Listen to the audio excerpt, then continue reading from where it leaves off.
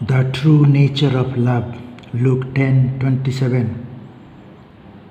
He answered, "You shall love the Lord your God with all your heart, and with all your soul, and with all your strength, and with all your mind, and your neighbor as yourself."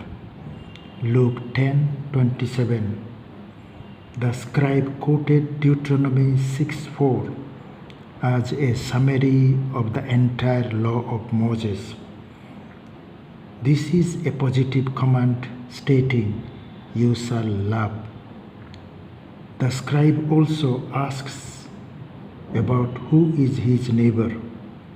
So Jesus tells about the Good Samaritan. The victim is Adam, and the Samaritan is Jesus, who cared for the fallen Adam. Jesus tells the scribe to go and do likewise. This is love.